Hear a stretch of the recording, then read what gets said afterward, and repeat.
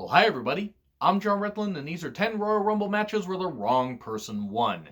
Now, this is just an opinion piece, by the way, as by and large, WWE has gotten the Royal Rumble victors mostly correct. There have been a few where they've just done them to spite the fans. Don't worry, I'm going to talk about a couple of those. And there was one in particular that was absolute complete ass.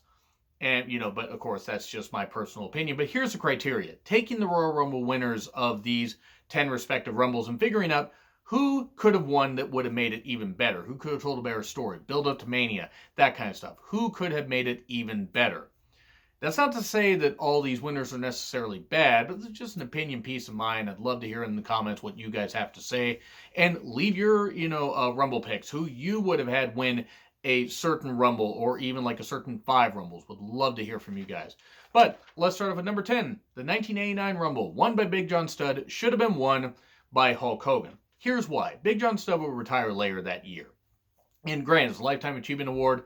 The Rumble was still in its infancy, and really, quite frankly, Big John Studd winning, sure, it may have not been, one of the, most seismic shifting winners ever, but I got why they did it. And since it was early on in the Rumble's existence, it made sense. But since they were building up to Hulk Hogan and Randy Savage already, Randy Savage was the WWF champion. He got chucked out of the Rumble. Had Hogan won, they could have built the tension even better. Even though they built it pretty goddamn well heading into Mania 5, build it up better.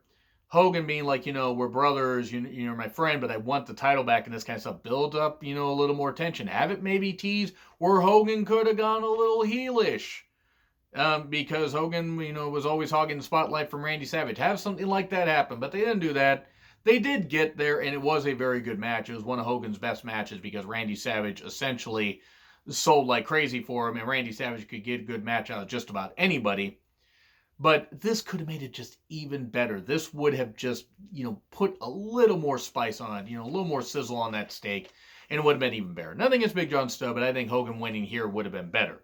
Then we get to the 2011 Rumble at number 9, Alberto Del Rio. It should have been CM Punk. Now, that was the 40-man Rumble, and yes, CM Punk would have had to have gone the complete distance, but then you could have actually had CM Punk in the main event of WrestleMania like he should have been. Nothing against The Miz, but I'm just saying that you could have had that happen, and it would have actually, it would have been better than the CM Punk Randy Orton program, which wasn't bad, but he could have done so much more there, and maybe that would have enticed him to stick around a little bit if they include him in the Mania main event. But enough of that. That's another, whole fancy booking scenario. I would like to have seen CM Punk get the victory because then it would have just cemented him more as a full-on heel. And yeah, he could have done the pipe bomb. He still could have done that stuff. Could have felt like he was screwed over. He could have been screwed over out of the, having the championship shot and still faced Randy Orton anyway. You could have done a lot of stuff, but had CM Punk won the Royal Rumble, it just would have been better. Because let's be honest, Alberto Del Rio winning just didn't add anything. It really didn't. I mean, he entered number 38. And there was like almost no fanfare. It was just pretty goddamn stupid. But that's my take.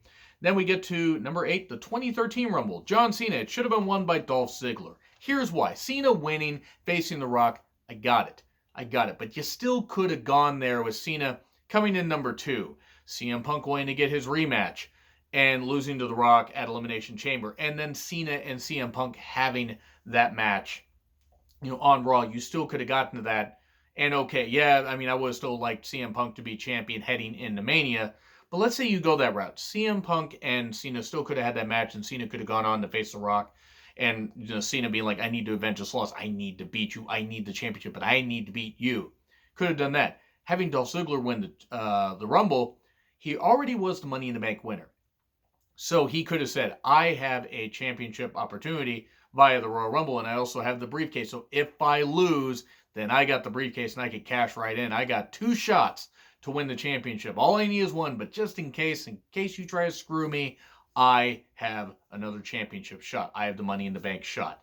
And I think that would have been better. Now, whether it would have worked out because Dolph unfortunately got a concussion right after he won the championship at, on the Raw right after Mania 29 would, is anyone's guess. I mean, who knows? Hindsight's 20/20 and it's all about fate. But I just think this would have been even better. You could have really cemented Dolph as being a heel. And then eventually, I mean, he would be turned babyface soon after. But it just, It would have just been so much better. Wouldn't that have just been cool? Him having those two, those two shots.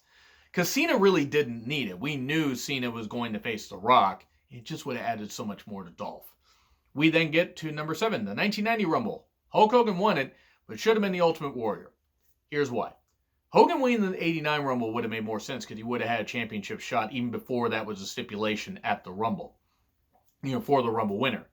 But he was a champion here heading into the 1990 Rumble. You're building up Hogan and Warrior already. Have Warrior eliminate Hogan. I'm not the biggest fan of Ultimate Warrior, let me say that right now, but that iconic face-off that they had Warrior eliminated Hogan and had Warrior won the Rumble, he was the Intercontinental Champion at the time, then he could have had that Rumble victory and said, I eliminated you, Hogan, and now I'm going to take your title. He wouldn't have said that in any sense, of being coherent, but it would have been pretty goddamn cool to have that to have that happen. Even as much as I don't like both guys, guess what? They captured magic on that night, and it was pretty damn cool. Pretty damn cool.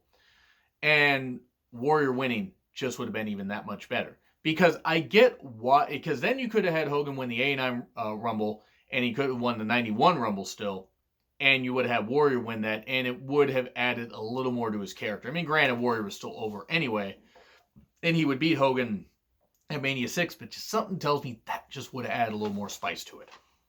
We get number 6, the 2014 Rumble. Batista won it. It should have been Daniel Bryan. Daniel Bryan was not in the Rumble. Okay, so this is one where I'm cheating a little bit. Had Daniel Bryan been included in the Rumble, had he won, you could have had Batista play up the whole thing of having the association with Triple H, and he could have been included in that match anyway. But Daniel Bryan winning would have added just even more momentum to him. Sure, okay, him not being included and the fans completely nuking the entire goddamn thing, with just a bunch of hatred. It'd be the second the first of 2 Rumbles where they would just absolutely shit on the winner, then and Roman Reigns the following year. But at least with this, Daniel Bryan winning, he would have lost to Bray Wyatt earlier in the night, could have been selling, could have been doing all this stuff, have a valiant comeback, win. Batista could have played that whole thing with Triple H, got included. You still could have had that triple threat match, but Daniel Bryan being a Royal Rumble winner would have just worked a little better. Nothing against Batista, who wanted to come back as a heel and probably should have, but Daniel Bryan winning just would have been that much better. Number 5, 2017 Rumble. Randy Orton won. It should have been Bray Wyatt. Here's why. Bray Wyatt would win the championship at Elimination Chamber. But Bray Wyatt being the Rumble winner and then not having to compete in the Elimination Chamber match, you could have had Randy Orton win the championship there. Bray Wyatt could have beaten him at Mania, and then Bray could have gone on a run until SummerSlam, something like that, or whatever, and dropped it to somebody like Shinsuke Nakamura. And you could have just foregoed, or however, then you could have just gotten rid of the whole Jinder Mahal title reign, which was absolute goddamn dog shit. Fucking hell, that was dog shit. Bray Wyatt could have also had a better run, because winning in Elimination Chamber was cool, but it was obvious he was just going to lose it to Randy Orton at Mania. That's what he did. He never got a shot back. Oh, we had the House of Horrors match. That was a great goddamn idea. Tell me if the scenario wouldn't have worked a whole lot better, though. Having Bray Wyatt win the Rumble. It would have been great. It would have just been goddamn great to see. And plus, he would have eliminated more people than Randy Orton, who eliminated one guy to win that Rumble. Fucking hell. Number 4, 1994 Rumble. Luger and Brett won it. Brett should have won it solo. Because they had Luger and Brett celebrate, like, oh, who won this thing? Who won this thing? Both men won the Rumble. But they first played Luger's theme, and Luger got booed out of the goddamn building because Luger, by that point, really was falling flat with the crowd. Now, he was getting some pops, but Brett was their guy. Brett was their anointed guy. And Brett got the biggest pop of the two guys. Now, granted, they were co-winners. Luger would get his shot at Yokozuna, fail to win it, and Brett would beat Yokozuna later in the night after losing to Owen earlier in the night in the best opening match in Mania history. You can fight me on that if you want. Daniel Bryan versus Triple H may be a close second, but Owen versus Brett still takes that crown. But this match could have just been better had Brett been the solo winner. Because honestly, Luger really didn't need to do that, and making Yokozuna work twice, and I'm sorry, Lex Luger did not deserve a championship opportunity. Vince was still hung up on him. But fucking hell, it just ultimately didn't work. And Luger would just go back to the mid-card anyway. Had you just had Luger compete I don't know, compete for the, wouldn't have been able to compete for the Intercontinental Championship. But had he just competed against Mr. Perfect or something like that and just built that match up, it would have been great. You could have played off the fact that they had a match at Mania 9 when Luger cheated, Mr. Perfect felt cheated, and you could have had that match. But whatever. I just think Bret being the solo winner would have been a better idea. We get to number 3, 1999 Rumble. Vince won. It should have been Austin. Here's why. Austin could have been the first ever 4-time winner. He would have won in 97, 98, 99, and then 2001. Vince winning, I guess storyline sense, they were trying to make it, Vince was screwing over Austin and all this stuff. Okay, granted, I get that. But he did it and then gave up his title shot, and then Austin would beat him in a cage match anyway at St. Valentine's Day Massacre and win it anyway. Instead of doing that, just have Austin win. Then Vince, says, no, there's no chance. Hell, you got to face me or whatever. You got to face me in a steel cage match, this kind of stuff, and put your shot on the line. Because it just would have made a whole lot more sense if they had done that. Austin winning just would have been better because the 1999 Rumble was already a shit show anyway. The I Quit match was even too brutal to watch because all those unprotected chair shots. Whew, I started to lose my breath talking about that stuff, saying everything in one breath, but fucking hell. Those chair shots. Austin just would have been a better choice. Because Vince winning flattened the Rumble until the 2001 edition. And even then, they had some issues, because the 2000 Rumble was not very good. Now, the 1999 Rumble was pretty goddamn shit anyway. But Austin winning would have been so much better. Number 2, the 2016 Rumble. Triple H, it should have been Dean Ambrose. Here's how you could have done it with Dean Ambrose while still getting Triple H to be the champion. The title was on the line. Okay. Roman Reigns gets eliminated by Triple H. Triple H gets eliminated by Dean Ambrose. And then what you do is you have Dean Ambrose as champion. He's the Intercontinental Champion. He's the WWE Champion.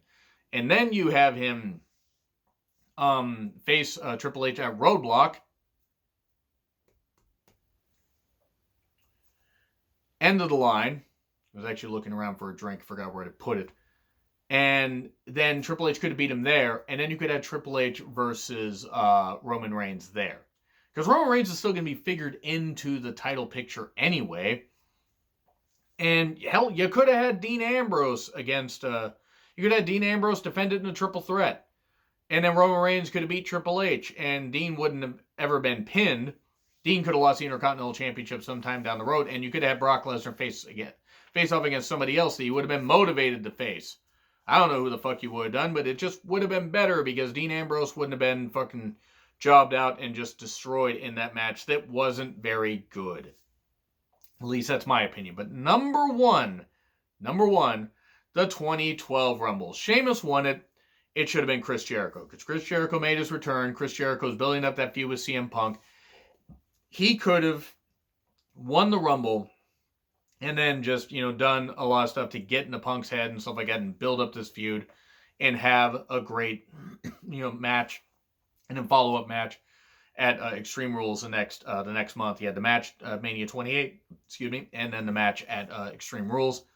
But Jericho winning the Rumble would have made a whole lot more sense. Sheamus winning here, all it did was kind of flatten people on him. And it's nothing against Sheamus. He was an incredible performer, but Sheamus could have won.